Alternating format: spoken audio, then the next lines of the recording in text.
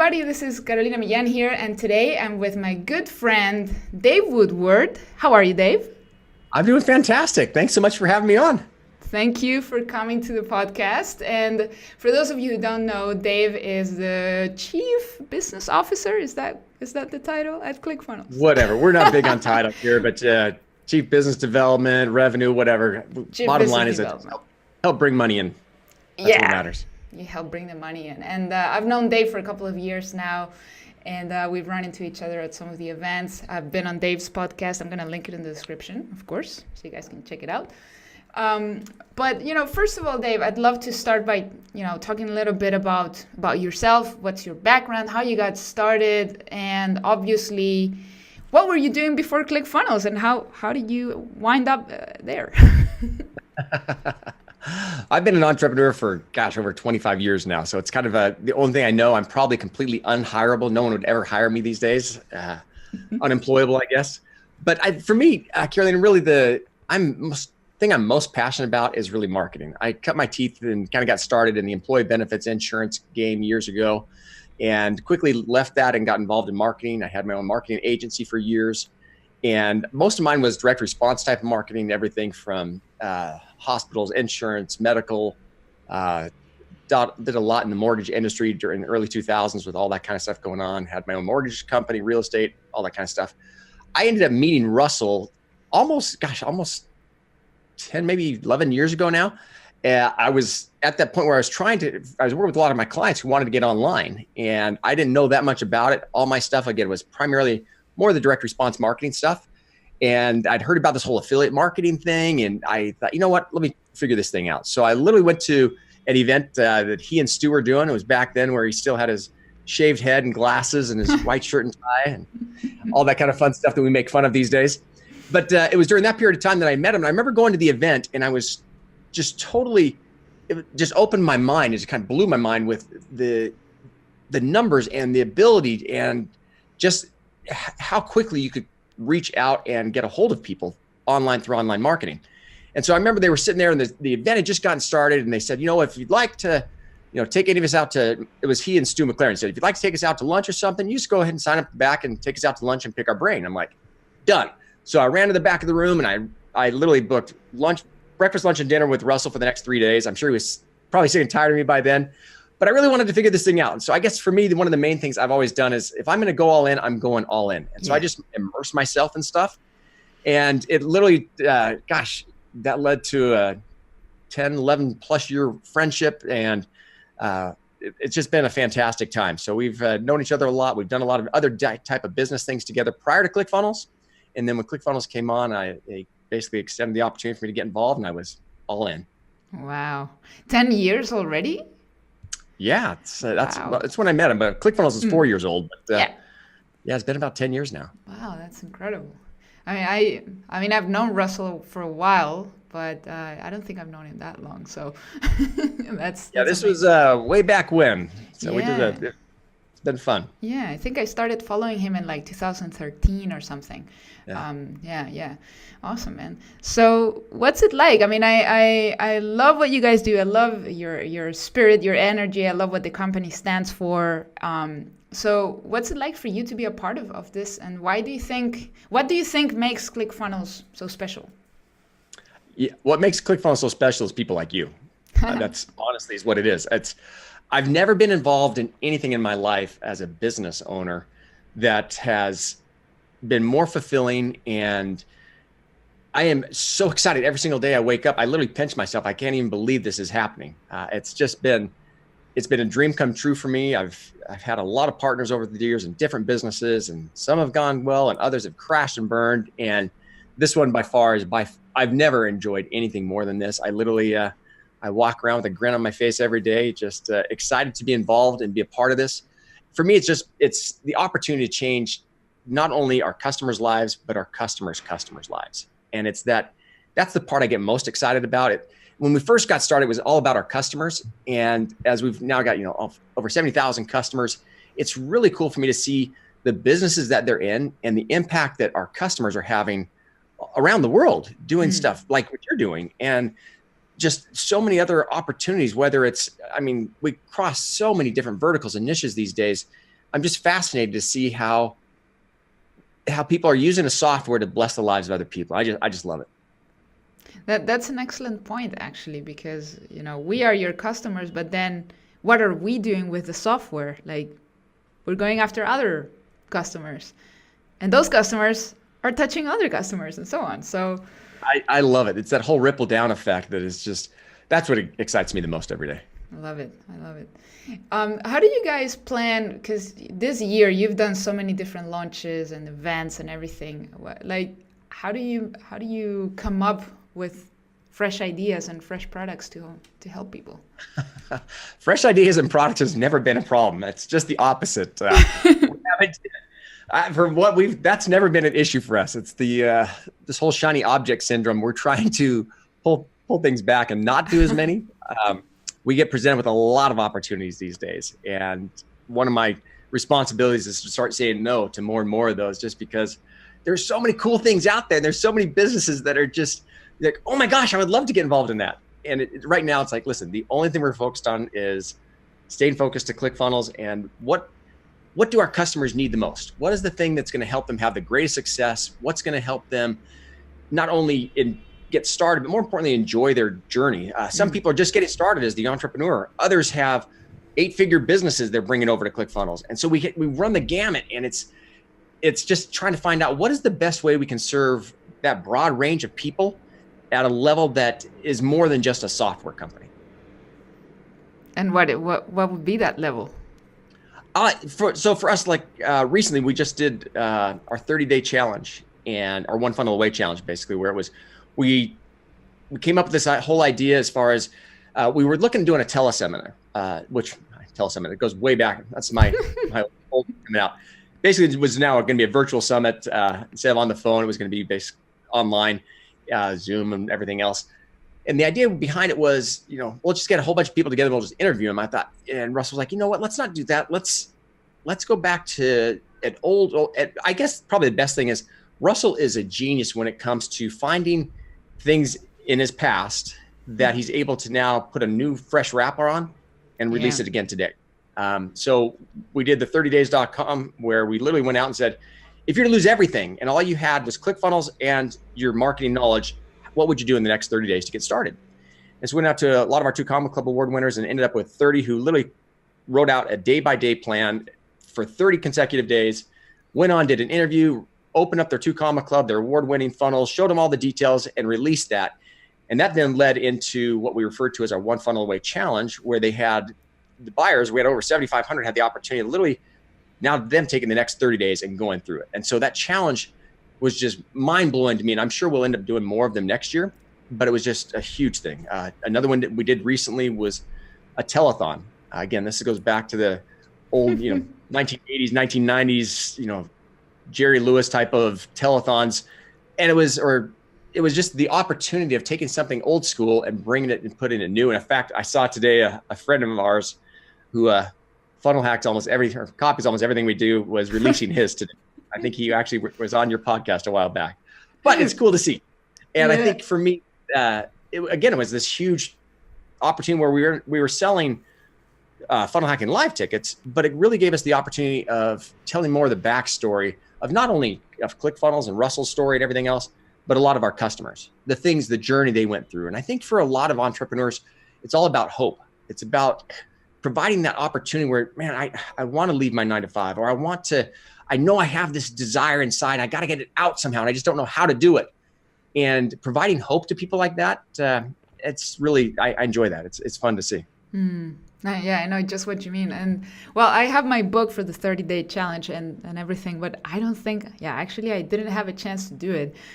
I feel bad. But did you guys see? Because I think it started in October, so there are people probably still doing it. It ended last week. It ended last week. So was there like a particular story that blew you away? Like, did anybody out of those, how many people did you say? 7,500 people? We started with, 7,500 bought the book. About 5,000 actually signed up for the One Funnel Away Challenge. And we had over 2,000 actually finish it. So it was crazy.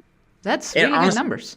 The coolest thing for me Kelly, was literally just seeing all the little tiny stories. We had a lot of 2 or 3 of the people I knew personally said, I've had ClickFunnels now for the last 2 to 3 years. And I've never done anything with it. And now I got this, and I set up my first funnel, and I did this, and I did this, and I did this.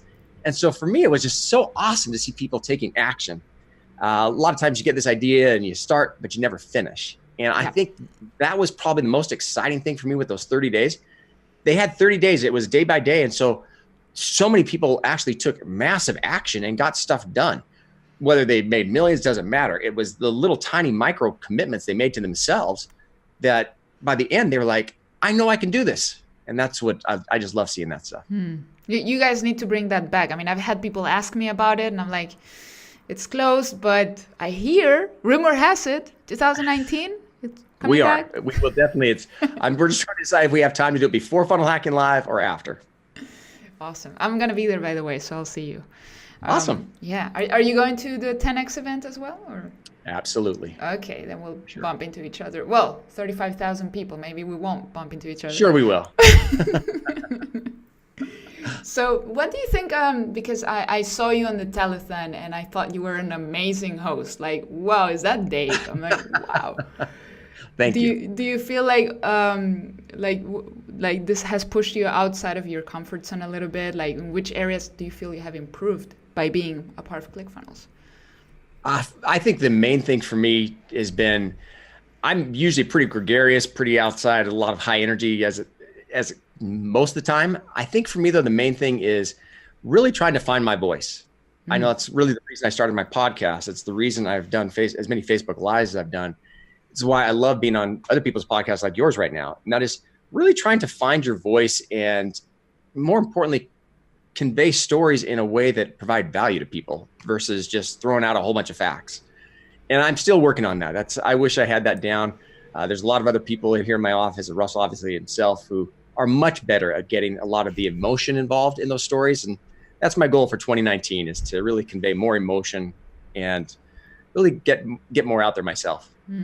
No, you're doing really great. Like, I've noticed how you are pumping content like crazy with your lives, and I love it because it's so simple. You just grab your phone, you don't need any super production, and I wish more people realize that, you know.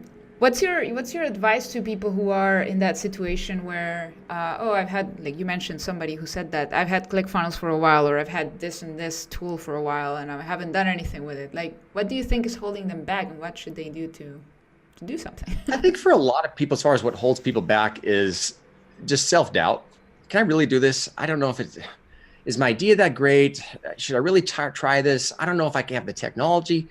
And I think for most people, it's just self-doubt.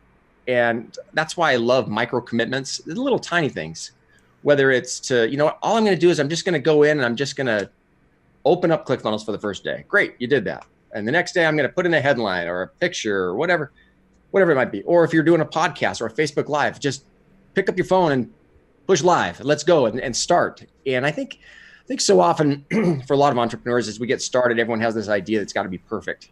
And if that was the case, I would never have done anything, because I'm still working on that every single day. Makes two of us. Have you built any funnels? Like, are you selling anything? What do you do? Oh my God. Right now I've closed them all down. I've sold them off and closed them down. So my only focus is ClickFunnels. But for a while there, I had quite a few things going. I did quite a few things in the fitness niche and the real estate niche.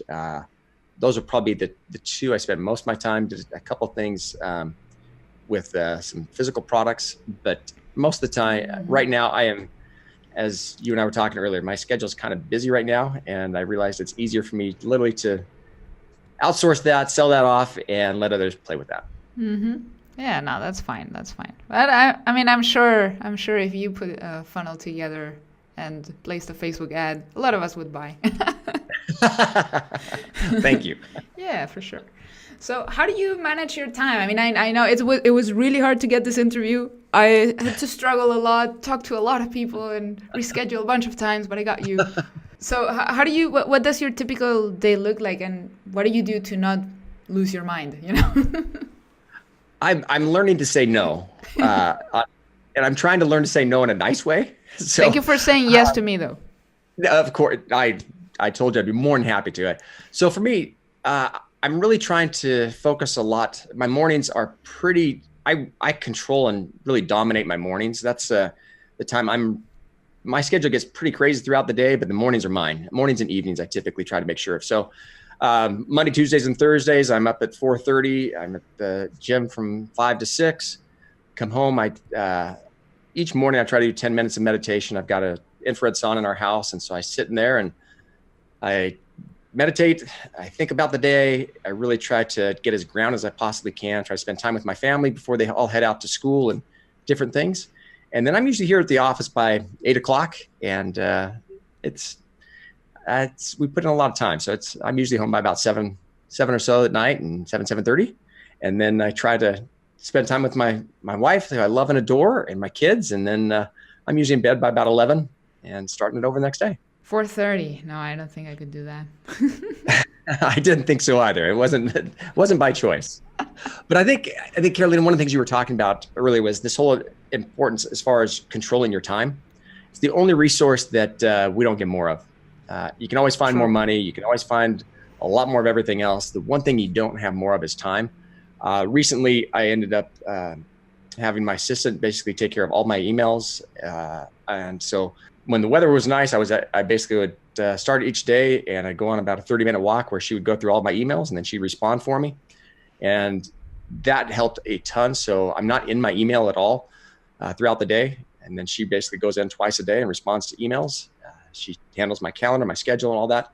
So I would say the greatest thing anybody can do when they first get started is to hire an assistant. I'm just a huge, huge believer that too often as entrepreneurs, as we're trying to go about doing the hustle and getting busy and doing all this stuff, is that we spend so much time that's really not productive. And you can hire someone else out to do a lot of that kind of stuff. And I think that for me, that's probably the most important thing for sure. Mm-hmm. All right. Well, I have a couple of people that help me, but I've never outsourced my email. I guess I'm scared to do that. I honestly was at first. And so for me, the way it works is we start off the morning with a phone call, and she basically records the call so she can go back, and I will dictate any specific responses I want. And she'll basically respond as me on those, and others I'll say, you can just run with this and take care of it. And then if there's something urgent throughout the day, I use Voxer quite a bit. And so she'll Vox me and say, hey, Dave, this just came in. You really need to pay attention to it. So in my email, there's a section that says Dave to respond. And so anything that she knows I personally have to respond to, she puts it in there, and that's the only emails I see. Well, that's good. So then you don't get distracted by other people's newsletters or... No, I don't. In fact, I use Sandbox. I don't know if you've ever seen that, SANEBOX.com. Sandbox.com is a tool that allows you to, as basically things come into your inbox, it automatically categorizes them. And so all my newsletters, because I love, again, I'm a marketing junkie, so I love reading everyone's newsletters, but I want to do it on my time and not on theirs. Yeah. And so I basically have them all categorized, and I'll go in usually later in the day or in the evening or over the weekend, and basically kind of catch up on newsletters and things that have been interesting. Yeah, it's a similar thing for me. It's like I'm on a bunch of newsletters and I get all these emails, but because I'm a marketer, I want to read them. I want to see, okay, what's the psychology? I want to funnel hack their email. Yeah. I totally agree. Yeah, so sometimes it's fun. It's not fun when I end up buying something that I didn't want to buy because they were so good. That's a win, man. That's a good thing. Why do I have my credit card in my hand right now? Ah. It happens to me with Russell a lot. I'm glad. That's good. Yeah, so your stuff is working. Thank you. So what is your favorite thing about working closely with Russell Brunson, and what have you learned all these years? Oh my gosh. Geez, so much. One, like a brother. And so we spend a lot of time together. We work out in the mornings. I've known him for so long, and he's seen my weaknesses and I've seen his, and we joke around. I'm probably closer to him than any other person outside of my family. Wow. He's a guy I've really come to know and ton of respect for, and at the same time would do anything for he or his family. Things I've learned, I've always been pretty good myself as far as getting stuff done. Whenever he and I are together, it seems to up my game as well as his, I think. So this whole ready, fire, aim approach to life is something that I've done for quite some time. And then together, he and I really pushed the envelope on that quite a bit. So ready, fire, aim, I'd say is definitely one of those things. The whole idea as far as this whole plateau of Plomo, I'm a huge believer in. And again, this is a theme we've used for our 2 Comma Club X coaching students. And again, it goes back to an old Mexican mafia type of story where, Mexican mafia comes into town and says, we want to change this rule or this law or whatever else. And the sheriff's like, we're not going to do that. And he basically receives a silver bullet and a bag of money and basically says, which one do you want? Lose your life or take the money? And I don't take it to that extreme, but we definitely do within our own work life here. When we set a goal or something has to be done, it's going to get done no matter what. And so for us, I think that's probably one of the main things. Deadlines, they don't get moved too often. I mean, if we set a goal or a deadline, it's going to happen. It's going to happen. And that means there are a lot of late nights at times. And it's not uncommon. You'll see the lights on here at 2 a.m. because it's got to launch that next day. And I'm sure if we were a little bit better on planning, it probably wouldn't always come to that. But we take that to heart as far as the plateau of Plomo moments are real big here. Another thing, as I mentioned earlier, is the impact of stories. I've never learned as much about telling stories as I have from Russell. And he's very, very good at conveying emotion. It's one thing for a person to tell a story that they've told 1,000 times and it just kind of falls flat, versus it's the 1,001th time you're telling it and you tell it with as much passion, with as much energy and emotion as you did the very first time. He's just a master at doing that. And he's able to elicit those type of emotions. He's also very, very good at watching other people and the way they respond. He's always out testing his content.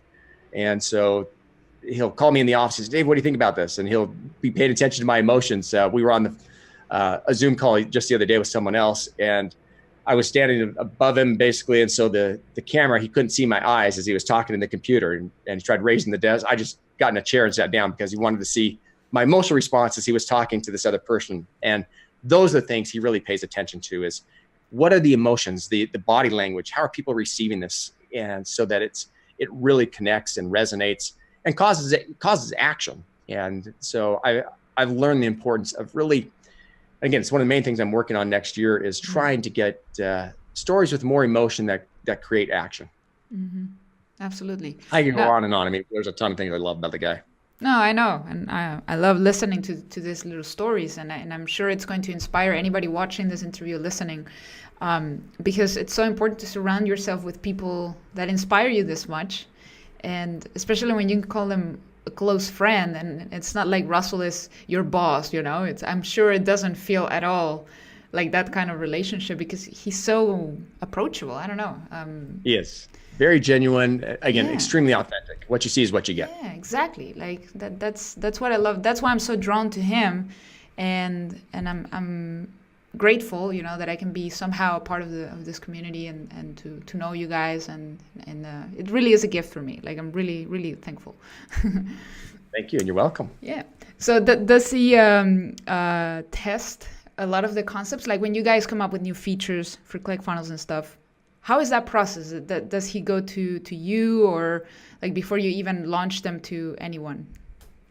Are you referring to things within the app itself? Yeah, I mean, not just within the app. I mean, yes, within the app, but also when you guys come up with new products or new courses or events or whatever, like, for example, the 30-day challenge or the 10x secrets or whatever, or features within the software. Like, what is the process there? Sure. 2 questions here. So I'll tell you, as far as features within the software, yes, almost 99% of all the features in the software is what he wants. No one uses Clickfunnels more than we do. Honestly, I can't imagine there's a marketer out there who's in the software more than we are, and especially more than he is. Well, that's great. Yes. So, I mean, when something goes down, he knows it personally himself. I mean, that's just, unfortunately, those things don't happen as much as they used to. But for us, as far as features, there are things that, I mean, he has a huge laundry list of things he originally started with, and we're still just checking them off the box as we go through, and things that he wants done. So as far as features, we really fortunate, because we're in it all the time and we're using it on a daily basis. We know what we want and where we want to take it. So features, it's just, he has his own list of things that he wants, and that gets sent to our dev team. And Todd, who's our co-founder with Russell, has a long list. And all of a sudden, one item will move up higher in the hierarchy because Russell's like, I need this now. So that's, as far as features, that's how that goes. With regard to products and things that we're rolling out, yeah, he tests that all the time. We test names, we test images, we test, everything gets tested before we actually ever roll anything out. And so it'll start off with an idea. We were talking about one just yesterday. Can't tell you because we haven't rolled it out yet. Oh, no. But it was one of those things that we're looking on a new product we're going to do in 2019. And I was like, what if so I can't tell you, it's tied to Traffic Secrets, which is his new book. Yeah. And he said, well, what if we added this as far as a coaching program along with that for traffic? And again, he's great at reading body language. So as myself, he and Julie Stoyan we're on the Zoom call yesterday talking about this. And, oh yeah, well, we could do this and we could do that. And so it becomes, he's great at receiving feedback, and he actually elicits it all the time. And so it's usually his idea or something like that, or one of us will have an idea, like, oh yeah, we could do this or we could do that, and kind of spirals. That's how it always starts. And then we'll test it with a couple other people in the office. What do you think about this? And really looking for their body language, looking for their way does it resonate with them? They get excited. Is it something that, oh my gosh, yeah, we got to have that. Or it's like, that's a good idea. It totally changes the way things go. But yeah, we test that all the time. Yeah. Yeah, because I can imagine maybe some people are like, yeah, that looks good, but their body language is saying otherwise. And they're like, no, that's not the impression I was going for. That's exactly right. Exactly. So what's in store for the next 12 months? Like, I mean, I know there are probably things you cannot share, but anything that you can share besides, yeah. So we are right now, we will cross through 100 million as far as for annual revenue in the next annual weeks. That's amazing. So, which is our huge milestone for us. So it'll be our first time ever doing 100 million within 12 months. We're super excited about that. Main reason for it is it takes us to another level as far as service to our customers. And one of the things that we're going to be releasing and really spending a whole bunch of time on is going to be on Actionetics MD, our multi-dimensional marketing piece of it. And so we've got our own email ESP, email service provider inside of Actionetics. We've added Facebook messaging. We've added desktop push notifications, texting, all that. But one of the really cool things about it is for us, it's more a matter of, yeah, you can have a whole bunch of tools, but how does that really relate? How's that impact my bottom line? So one of the things we're adding to that is basically an ROI calculator for every single email or Facebook message, to where you will be able to say, this email actually generated $10,000. This email generated $4. This email generated $300,000. And so you can kind of see which emails are actually converting best on a dollar basis as far as taking action on that. So that's one of the main things we're looking at doing next year. Another one we're going to spend a lot of time on is Russell's new book, Traffic Secrets. It comes out September 17th, 2019. So he's heads down right after Funnel Hacking Live, between now and Funnel Hacking Live, trying to basically make sure that the book gets written. It's got to be the publisher by May 1st. And then with that, we are also in the process of creating a Traffic Secrets software that'll be separate from Clickfunnels. And that'll be a ton of fun because it'll allow people the opportunity of really finding ways of generating true traffic. Some that is paid, some that is free. Again, we go back to traffic as far as traffic you own, traffic you buy, traffic you control. And so we're really trying to make sure that as you take a look at the traffic you buy and the traffic you own, more importantly is which one do you actually control? How do you do that? And so we're spending a whole bunch of time on releasing things in that area. We've got a new, an updated version of Funnel Scripts coming out with Jim Edwards, and we're excited about doing that. Funnel Hacking Live obviously is February 20th through the 23rd in Nashville, Tennessee. We're excited about that. And the main thing we're really trying to focus on right now is finishing and building out our value ladder so that we know what the whole back end is. And 2019 is all going to be focused on the front end. And so just creating different front ends. One of the main things I'm spending a lot of time on right now is taking a look at ways that we can really involve a lot of marketing integration partners, where, take for example, we just released a video of us flying around in Grant Cardone's plane. And part of that was to actually build a funnel for Grant. And so the front end, so we built a funnel for Grant where we've got his book plus 3 or 4 different programs and courses. He's paying for the traffic. We split the revenue 50-50, but on the back end, it then introduces all the people that came in through that funnel to Clickfunnels on the back end. And we're doing the same thing with Robert Kiyosaki. I was on the phone yesterday with Mark Tim with regard to Zig Ziglar. We're also looking at doing one for social media marketing with 2 different large influencers that we've worked with in the past. And so we're really looking at creating different front ends that will appeal to a whole bunch of different audiences that will be unique and custom to them. And then on the back end, introduced to Clickfunnels. We've got a speaker team that's rolling out. We've got a migration team we're going to be using, onboarding and offboarding and retention team as well. So just a couple things we're spending some time on this next year. Cool. Yeah, it all sounds exciting. What about like all of these front ends? Are you guys looking into supercharging the affiliate side of things? Because of course, if Grant Cardone has a funnel that's his, like it's not an affiliate opportunity for Clickfunnels affiliates, right? I ask because a lot of people keep asking me when they see me promote Clickfunnels and talk about it. They're like, "How can I be an affiliate? Like, what's it like? You know, how does it work?" So what are the plans as well for the affiliate programs that you guys have? And are you integrating any higher ticket into it? Any more front ends? So we are integrating a ton more front ends. We have 3 different funnel builder secrets front ends. One with Kaylin and Brandon, one with Grant Cardone, and then one with Russell and Todd. Cool. And so those will be 3 new funnel builder secrets product offerings that we'll be releasing by the first of the year. In addition to that, we are trying to find a way of tying in, and each partner will be a little bit different to whether or not it's the same affiliate for possibly like a Grant Cardone that could then be sticky cookied on the back end to Clickfunnels. And so we haven't been able to each partner on that's a little bit different. Some want to share in that revenue, some don't. Right. So we're toying around with that piece of it. And again, this comes back to doing a whole bunch of testing. So as long as the EPCs and so earnings per click and the average cart value, as long as those all work and we can make sure that it works for the affiliates and they can affordably drive traffic to that, we definitely will.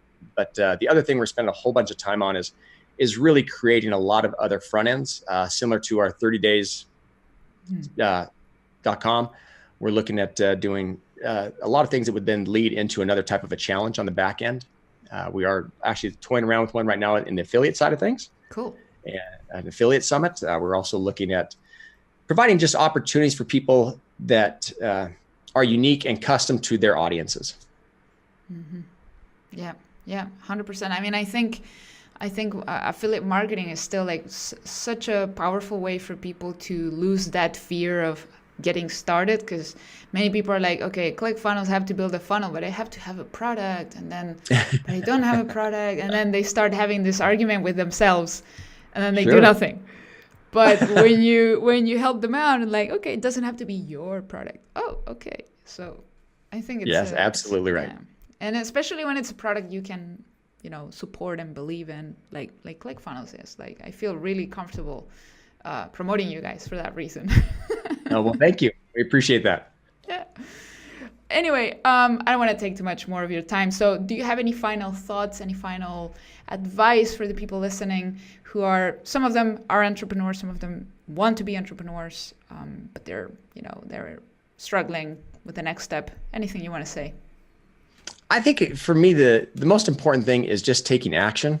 I think too often people look at entrepreneurship as this whole sprint, like it's 100 yards. It just isn't. It's more of a marathon. And I think the key is you just keep taking one step in front of the other and keep making progress, evaluate where you're at. Some people have more time, some people have more money, and you just kind of have to evaluate what do you have more of that you can allocate more to. If you have more time and not as much money, then go ahead and spend a lot of time yourself doing it, or reach out to others and build it for them. If you've got more money than time, hire other people to do it. So I'm a huge believer as far as looking after who's the who that can help me the most versus learning everything as far as how to do it. And so I just would say, find the right who that fits what you're trying to do and work with them and make it happen. Excellent advice. That's great advice. Because, usually the people that complain about money, they have time on their hands that they could use, and they're not using it wisely. So I agree. That's good advice. Thank you, Dave, so much for your time today. I look forward to see you in February for sure. And to everybody listening and watching, leave us a comment below. Let us know what you think, what you're excited about. And of course, go listen to Dave's podcast. It's what's the name of your podcast again? Funnel Hacker Radio. Funnel Hacker Radio. All right, I'm going to list it in the description. Thank you, Dave, so much. And Thanks, I'll see Alien. you soon.